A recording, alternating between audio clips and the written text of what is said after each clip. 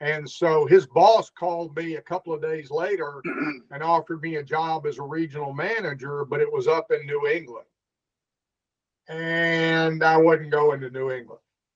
So I told him I appreciated it, but I wasn't going to New England. And, I was having too much fun doing what I was doing. And then a month later, he called me back and said, well, we got a position open in the Mid-Atlantic.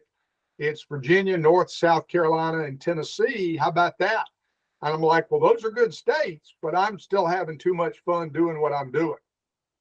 And then it wasn't a week later before they forced the public safety director out and brought in this moron. And I was like, oh man, this is not good. I got to go somewhere.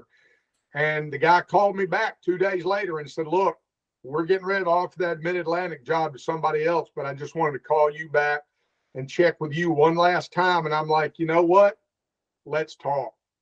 It's amazing how leadership makes such a difference. I mean, you made that huge life-altering career change over leadership, and that's and it's a travesty, the kind of leadership that we have right now in a lot of departments that are like forcing good people out. It's I don't really want to drill into that. Like, that's a whole nother conversation. But yeah, a lot of good folks have left over the last few years from a lot of departments all over the country. So right here in my city, the authorized strength of the city agency is around 880 people.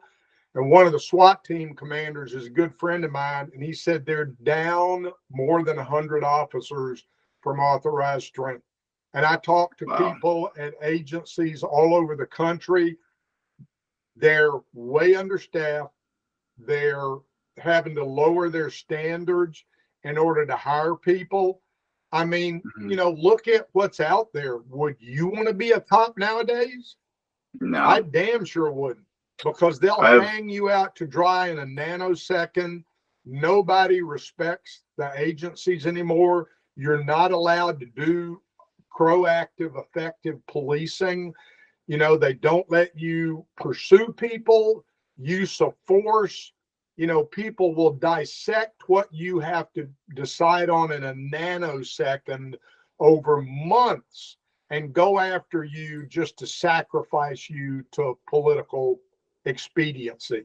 And the level of what dudes are dealing with nowadays too, with the level of armaments and organization that a lot of like modernized gangs are doing, like McDunn's son, dealing with the literal war zone in Memphis. I mean, I have all the respect in the world for dudes that are willing to be cops anymore, because their hands are tied behind their back and they're literally like at war 365 days a year. It's not like when I was in the Navy, I would deploy for 6 to 9 months and I would be overseas, jocked up, doing my thing, and then I'd come back. And you and I have had a lot of conversations about this, because the contrast between how many military folks carry a gun concealed when they're at home base or on post or whatever, versus cops that carry concealed, because the mentality is completely different.